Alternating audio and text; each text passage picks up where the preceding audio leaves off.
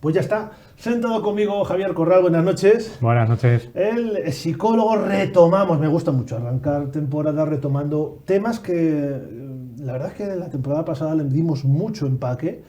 La salud mental, fundamental, lógicamente, estamos siendo más conscientes, yo creo cada vez más, de que también hay que cuidarla, de que nos damos un masajito si nos duele un poco la espalda, nos tomamos una pastillita si nos duele la cabeza, pero por dentro ya nos vamos cuidando, que yo creo que está muy bien. Y me encanta lo que vamos a hablar hoy porque es uno de esos temas que están de moda y que a lo mejor yo no sé si hemos sido conscientes o no de ello. Y son, en este caso, las nuevas tecnologías, la inteligencia artificial. Que inmediatamente yo empiezo a pensar en que se nos puede ir la cabeza con la inteligencia artificial por muchas cosas, pero de lo que nos va a hablar hoy Javier y que vais a poder, si queréis conocer un poquito en profundidad la semana que viene, es de no sustituir la inteligencia artificial por personas y menos en algunos contextos, Efectivamente, ¿no? Sí, sobre todo en contextos relacionados con la salud, ¿no? Porque al final entiendo que a veces la tecnología va demasiado rápido, todo tiene que ser un proceso en el que, bueno, las tecnologías surgen, se van asentando en la sociedad y, bueno, y al irse asentando, pues van encontrando su lugar, hasta qué punto pueden ayudar y hasta qué punto no. Ahora yo creo que estamos un poco igual en esa fase como más inicial y hay personas pues que están delegando lo que es todo el tema de su salud mental, autocuidado y demás en aplicaciones de este tipo, ¿no? Y yo soy un fiel defensor de ellas en cuanto a que pueden ser de mucha ayuda, pero un poco de lo que va la charla es de que no de tanta ayuda como plantearlas como un sustituto pero total, cuidado, ¿no? Eso es, con poco, cuidado, como todo. Lo que seguramente más de uno ha hecho, ¿no? Sí. Cuando de pronto te duele no sé dónde y vas al Google, Efectivamente. y entonces al Google lo primero que te dice es que te vas a morir mañana, porque Sí. el primer diagnóstico siempre es el peor.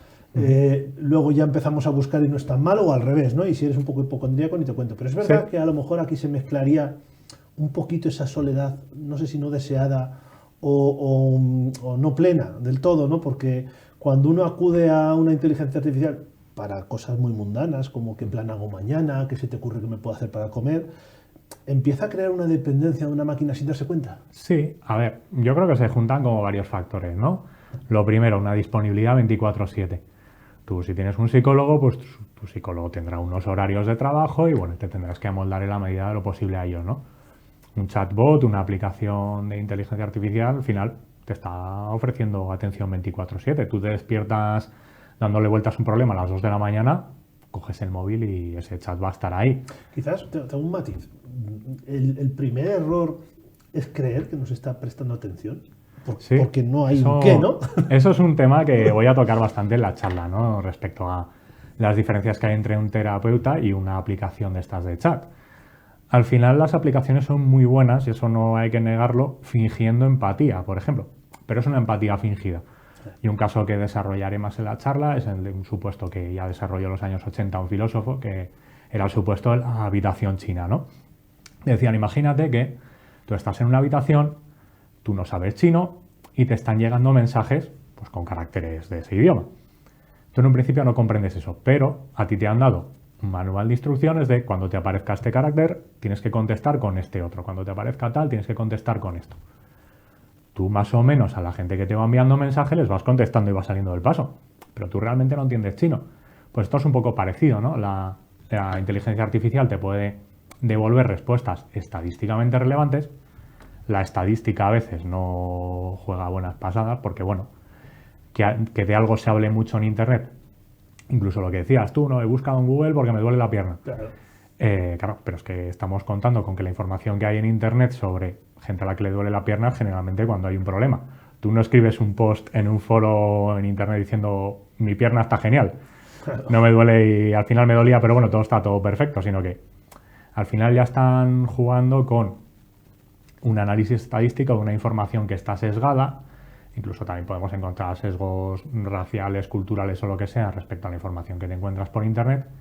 Y claro, la IA vuelca a eso. Entonces tú la respuesta que te vas a encontrar, volviendo un poco al tema de la empatía, es una respuesta de una empatía fingida con mensajes estadísticamente estudiados, pero que no es una empatía real que surge de una persona con sus experiencias personales, con la relación que tú puedes desarrollar con tu terapeuta, con la persona a la que estés hablando y demás, ¿no? Entonces, engaña muy bien a corto plazo, pero claro, muchas veces eso es algo que se opone a los objetivos que tenemos que buscar a largo plazo, ¿no? Has hablado antes de la disponibilidad 24/7. Que esto también yo creo que es una patología nueva, Sí. o relativamente nueva, porque antes, cuando querías hablar con un amigo, con alguien, primero el teléfono, Sí. una llamada, y la llamada no se hace a cualquier hora, a nadie No, se le no. pasaba por la cabeza, yo que sé, a las 12 de la noche coger un teléfono, ahora el WhatsApp, y te lo mando a las 2 y si estás dormido pues ya lo leerás mañana. Claro. Pero el hecho del WhatsApp, el Telegram, todas estas mensajerías instantáneas, también nos ha hecho estar, primero, por un lado, disponibles. Sí. Parece que estamos Aunque disponibles. sea una disponibilidad pasiva, de, bueno, yo le escribo y luego ya me leerá Claro, cuando y sea. al revés, ¿no? Quien sabe que ha recibido un mensaje, pero oye, no lo leo, sí lo leo, estoy fuera de horario de trabajo, ¿no? Esa desconexión digital de la Sí. que a veces se habla. Claro, esta sería la siguiente evolución. Es decir, ya no solo es pensar que puedo comunicarme cuando quiera, sino que es que cuando quiera puedo tener respuesta, ¿no? Sí, y eso incluso hablando de salud mental puede ser vamos, una piedra en el zapato, porque tú al final hay en algunos casos que en la relación terapéutica hay que medir ciertas cosas, que también profundizaremos en la charla, ¿no? Que el espacio de consulta también es algo que nos dice mucho de cómo la persona actúa afuera. Y imagínate que tengo, por ejemplo, a un paciente que viene con problemas de rumia, ¿no? De darle muchas vueltas a las cosas, de estar sobrepensando todo el día y demás. Yo ese paciente, por ejemplo, si me escribe entre sesiones o incluso si se pone a darle vueltas a una cosa en sesión, yo muchas veces le piso el freno. Oye, pero tú no querías no preocuparte por esto, pero te has dado cuenta de que eso una IA no te lo hace. La IA lo que quiere es validarte, darte una respuesta agradable para que tú te mantengas enganchado, ¿no? Entonces, por ejemplo, que una inteligencia artificial responda a una persona 24/7, por ejemplo, es un problema de estos, de sobrepensar, una ansiedad generalizada, lo que sea, al final eso es contraproducente para el propio paciente. Hay una pescadilla que se mueve la Claro, cola. porque no está aprendiendo a gestionar eso sin darle vueltas. Porque tú imagínate que nos vamos hace 20 años, cuando tú tenías que llamar al teléfono de casa de alguien, ¿no? Claro. Pero en ese momento no ibas a llamar a alguien. Entonces, ¿qué hacías? Bueno, me lo trago, aprendo a convivir con ello. Esto es una cosa que también trabajamos mucho en consulta, ¿no? El aprender a convivir con el malestar. Aprendo a convivir con ello, ya mañana si eso se lo cuento a mi amigo. Igual te despertaba al día siguiente y decías, bueno, tampoco es para tanto. Y ya se había pasado, ahora no, ahora la gente puede sacar el móvil, pues voy a preguntárselo a ChatGPT. Y puede estar toda la noche dándole vueltas y puede estar contribuyendo al problema. Luego hay una parte que la inteligencia artificial para muchas cosas puede ser maravillosa, ¿no? Pero para lo que es el trato humano necesitas un humano. O sea, Sí. parece una cosa fácil, ¿no? Sí, sí. Pero, por ejemplo, yo sé que tengo delante una persona que va a actuar como una persona, ¿no? Yo estoy en una azotea. Sí. Me estoy inventando un ejemplo Sí, ahora sí, sí. mismo. Y hay un incendio y le digo a la IA, hay un incendio, estoy en la azotea, igual me dice salta. Sí. Y tú me dices, ¿hay alguien cerca? ¿Puedes gritar abajo? Porque, Claro. porque como persona sabes que saltar es lo último que me vas a Eso, proponer. ¿eh? Pero la inteligencia artificial, o lo que has dicho, ¿no? Respecto a la gente que te contesta, a los amigos. Hay Sí. un amigo más despreocupado que te dice, anda, qué tontería es esa. Claro. Otro que te dice, oye, pues cuéntame más. La Sí, inteligencia sí, sí. es plana en ese sentido, ¿no? Y esa parte no nos damos cuenta si entramos en ese espiral. Claro, de hecho hay muchos casos que se han visto en estudios y incluso a veces en los medios y demás de casos, por ejemplo, en los que la IA ha manejado muy mal por ejemplo, una ideación suicida, porque al final la IA, como te digo, no está atendiendo al contexto de la persona. Incluso a veces a nivel de lenguaje, igual una persona dice algo en un momento dado que a ti en terapia te pueden saltar las alarmas. Imagínate que en un contexto de una persona, por ejemplo, con ideación suicida, esa persona dice, es que ya estoy muy cansado. Tú como terapeuta dices, uy Dios, Claro. se me enciende aquí la bombillita roja. La IA dice, pues duerme un poco, ¿no? Sí, duerme un poco, Claro. descansa. Entiendo que estés muy cansado, igual hoy has trabajado mucho, descansa. Y entonces al final en eso, o incluso en tema de manejo de crisis, por ejemplo, igual la IA puede decir, te recomiendo que si estás pensando en suicidarte, hables con los servicios de emergencias. Pero claro, te suelta esa recomendación. No hay una persona que está encima diciendo, bueno, voy a avisar yo a los servicios Claro. de emergencias, si tienes que aplicar ese tipo de protocolo o lo que sea, ¿no? Estaba pensando en precisamente ese amigo, esa amiga al que le dices algo Ujú. y a la mañana siguiente se ha quedado con el run run y te llama para ver Claro, por si ejemplo. todavía la IA no me llamas, ¿sabes? Claro, claro, eso es, sí, sí. Al final es una arma de doble filo que ya hemos visto, has hablado de algunas noticias, hemos visto noticias en las que Sí. la inteligencia artificial ha llevado al suicidio y ha explicado incluso Sí, cómo sí. suicidarse. Ujú. Ahora ciertos modelos se están puliendo mucho para que, por ejemplo, no den ese tipo de información a la gente, ¿no? Pero he puesto el ejemplo del suicidio como podría poner otros. Sí. Por ejemplo, también en la charla hablaré de un caso de un hombre que la IA acabó induciéndole un brote psicótico. El hombre empezó con cierta ideación de que había descubierto unas matemáticas nuevas que iban a cambiar el mundo, que no sé qué, que no sé cuál. Y al final una inteligencia artificial está hecha para validar lo que tú dices, ¿no? Para decir, me parece estupendo, qué interesante, cuéntame más. Y empezó a darle tanta coba y a reforzar tanto eso, incluso a instar a la persona a que contactara a organismos oficiales del gobierno. Que al final eso acabó desarrollando en un brote que la persona, accidental o incidentalmente, pudo cortar porque volcó toda esa información a otra IA y dijo, ¿qué opinas de esto? Y la otra IA fue la que lo confrontó, ¿no? En plan, poniendo en contraste un observador con otro, pero en un principio esa persona, pues, y hay varios casos de eso. Supongo que lo primero, como casi siempre que hablo con vosotros, es a dar más tampoco, ¿no? Es decir, sí, no, eso. Como has dicho antes con lo de los blogs, este tipo de cosas las conocemos porque son las llamativas. Nadie cuenta, efectivamente. he consultado a la IA qué hago para comer y me ha dicho que arroz. Sí. Nadie hace una publicación sobre eso, pero es verdad que siempre es interesante conocer esos riesgos, conocernos a nosotros mismos. Yo, cuando hablamos de estas charlas y miro a la gente, no miro solo para que cada uno se identifique a sí mismo. Todos tenemos en nuestro entorno gente que decimos, cuidado que esta persona igual si entra por aquí, menores de edad, por ejemplo, gente que en un momento esté atravesando a lo mejor un mal momento ahora, esa soledad de la que hablaba yo antes, ¿no? Que también es un poco un arma de doble filo. Es decir, para que si nos estáis escuchando y esto os puede llamar un poco la atención, pues es buen momento de acercarse, ¿verdad? A esa charla. Porque va a hablar Javier de tú a tú, con algunos ejemplos. Eso es. Y siempre yo os hago una cosa, luego hablaremos de cuándo hay que ir, las horas y todo esto, y es cuando uno crea una charla de esto es porque empieza a percibir cosas en su entorno más cercano. El Colegio de Psicólogos no hace una charla porque ha visto noticias en Google sobre Massachusetts y dice vamos a hacerlo. Es que en consulta esto está empezando a entrar ya. Bueno, realmente, a ver, en consulta tampoco igual nos encontramos tantos casos, igual a veces de terceras personas que te comentan, pues que mi marido está utilizando esto, tal, porque claro, muchas veces es un perfil que no te llega a consulta porque precisamente está utilizando la IA, ¿no? Pero sí que se está intentando concienciar también desde el Colegio de Psicólogos, pues bueno, que cualquier tipo de tecnología es una ayuda, lógicamente, y también hablar incluso de usos de la IA como ayudante en terapia, como herramienta para los propios psicólogos, o incluso, por ejemplo, lo que me decía, ¿no? Una persona con una soledad no deseada habla con la IA, se entretiene. Oye, eso está bien. Que la gente a veces tiene la imagen de, no, es que el psicólogo, bueno, sí ir a hablar y a soltar y que te escuche. No, un psicólogo interviene. El camarero del bar de toda la vida, ¿no? Claro, y también es uno de los mitos que quiero romper en la charla, ¿no? De un psicólogo no es el que te escucha, escucharte. Yo muchas veces lo digo en consulta a la gente, no, es que necesito a alguien que me escuche. Digo, bueno, a ver, tendrás en tu entorno mucha gente que te escuche que te saldrá más barata que yo. Que les invitas a un café y ya está. A ellos no les tienes que pagar una sesión, ¿no? Pero para esos casos, por ejemplo, pues oye, no vamos a decir que vaya a venir mal, pero sí que estamos intentando concienciar de que un trabajo profesional es muy difícilmente sustituible y que de hecho pues es una tecnología que el futuro nos dirá, pero que ahora pues tiene muchísimas limitaciones y que igual como ayuda, pues es una ayuda maravillosa, pero como sustituto pues no. Y ahí pues desde el colegio Luis Ángel, el vocal presidente por Burgos, pues me lanzó esta propuesta, me dijo, oye, ¿qué te parece hablar de esto? Y a mí que cuesta poco engañarme, dije, pues venga, va. Bueno, a todo que sí. Tengo que decir que casi nos hemos saltado una charla. Bueno, ya no hablo de las que tenéis, Marimar estuvo ya en septiembre, sino de una conversación que tengo yo pendiente precisamente con vuestro presidente, porque además de las charlas mensuales, de vez en cuando también pasa por aquí para hablar de cosas que desde el punto de vista de la necesidad, yo creo que son relevantes. Necesidad para el ámbito psicológico, necesidad para el ámbito social.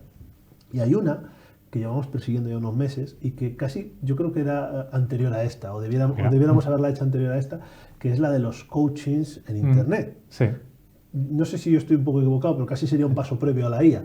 Quiero decir, también genera, quien no entiende esto, lo has dicho tú muy bien, un psicólogo no es alguien que te escucha, es alguien que mediante la escucha crea una estrategia de ayuda. Efectivamente. ¿No? Y para eso uno tiene que tener unos conocimientos, unos estudios, una carrera, que tenemos esos coachings, hablaremos de ello en otras charlas, que no todos la tienen y al final pues ese trabajo que algunos hacéis con mimo y con cuidado se destroza. Luego llega la IA y hay que saber que es una herramienta y que como un coche, si uno lo conduce bien, llega a donde quiere llegar, si uno lo conduce mal, acaba en un barranco. Eso es.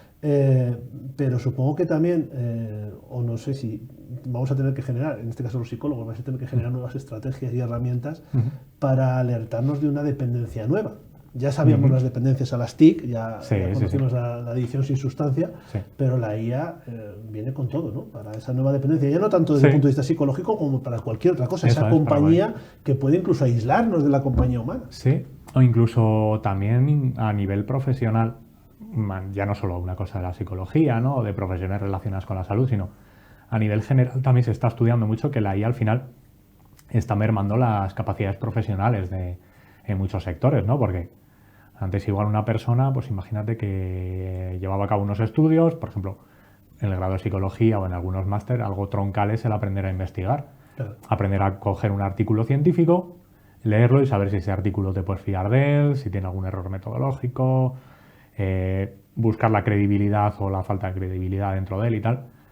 Y eso ahora, por ejemplo, la gente si lo está delegando en la IA, al final está dejando que su información la controle un ente externo que no sabe si lo está controlando bien, lo está controlando mal, si tiene algún interés privado incluso.